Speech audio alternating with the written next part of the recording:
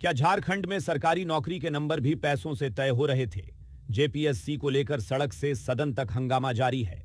हजारों छात्र प्रदर्शन कर रहे हैं, तो दूसरी तरफ सीआईडी की जांच ने पूरे सिस्टम पर गंभीर सवाल खड़े कर दिए हैं। जांच में गिरफ्तार आरोपी और इस पूरे खेल के मास्टरमाइंड ने दावा किया है कि जेपीएससी इंटरव्यू में पैसे लेकर नंबर बढ़ाए जाते थे। उसके मुताबिक गड़बड़ी सिर्फ 14वीं जेपीएससीपीटी तक सीमित नहीं थी, बल्कि 11वीं से 13वीं जेपीएससी परीक्षाओं में भी हुई। अब सवाल है, क्या इन गड़बड़ियों के पीछे कोई बड़ा नेटवर्क काम कर रहा था? और जब जेएसएससी परीक्षा में भी कथित पेपर लीक का मामला सामने आया, तो जेपीएससी से जेएसएससी तक इस पूरे खेल की असली कड़ी क्या है? अभय तिवारी ने सीआईडी के सामने क्या-क्या राज खोले, पूरी कहानी बताएंगे इस रिपोर्ट में। कहते हैं, कहानी में असली राज वहीं छिपा होता है जहां से सब कुछ सामान्य दिखाई देता है। झारखंड के जेपीएससी भर्ती विवाद में भी अब कुछ ऐसा ही होता दिख रहा है।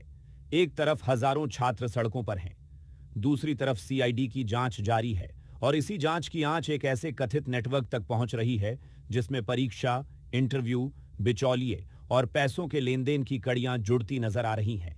सीआईडी की पूछताछ में मास्टरमाइंड अभय ने 14वीं जेपीएससी परीक्षा के अलावा 11वीं से 13वीं जेपीएससी परीक्षा में भी गड़बड़ी के दावे किए हैं, और यहीं से कहानी का पहला बड़ा राज सामने आता है। सरकारी नौकरी की रेट लिस्ट भी जारी की गई थी।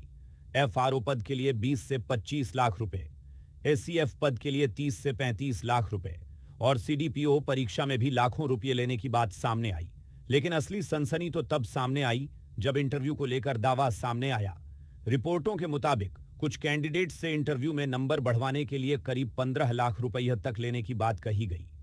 अब जरा सोचिए, जिस इंटरव्यू को फाइनल सिलेक्शन का सबसे अहम पड़ाव माना जाता है, अगर उसी में नंबर बढ़ाने के लिए पैसे लिए जाएं, तो पूरी सिलेक्शन प्रोसेस पर कितना बड़ा सवाल खड़ा होता है। लेकिन सवाल यह है कि नंबर बढ़ते कैसे थे। यहीं से जांच एक और नाम तक पहुंचती है, आदित्य पांडेय। अभय के बयान के मुताबिक आदित्य इस पूरे नेटवर्क की अहम कड़ी था। जांच में जेपीएससी के पूर्व अध्यक्ष एल खियांगते, आयोग की सदस्य अजीता भट्टाचार्य और कुछ अन्य लोगों के नाम भी सामने आने की बात कही गई है।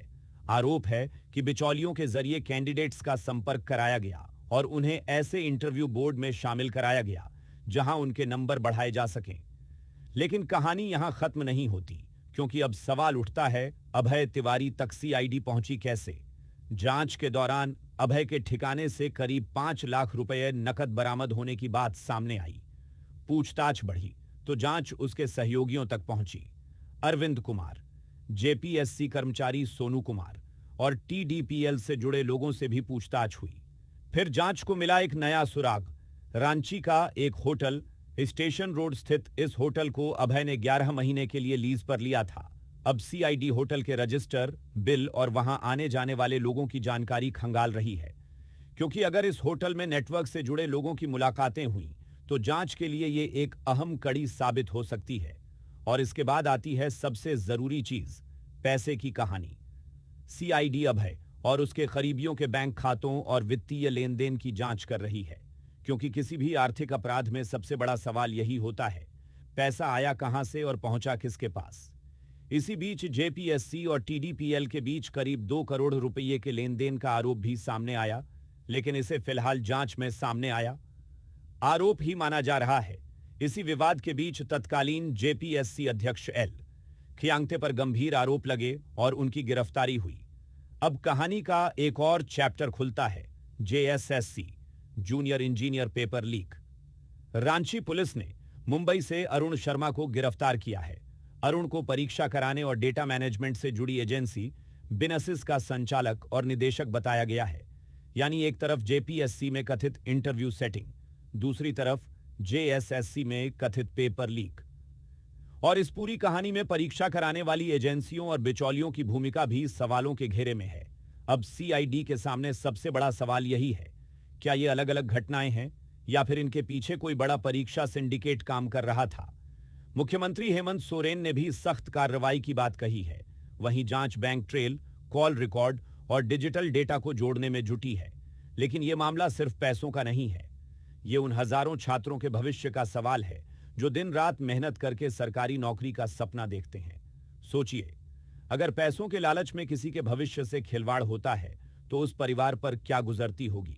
अब सवाल सिर्फ ये नहीं कि 35 लाख की कथित डील हुई या नहीं। सवाल यह है कि अगर अभय तिवारी सिर्फ एक मोहरा था तो इस कथित खेल में आगे और कितने नाम सामने आएंगे। सीआईडी जिस धागे को खींच रही है, देखना होगा उसकी आखिरी गांठ किसके नाम पर जाकर खुलती है। आप इस पूरे मामले को कैसे देखते हैं? अपनी राय कमेंट में जरूर बताइए। ऐसी ही बड़ी अपडेट्स के लिए हमारे साथ जुड़े रहिए।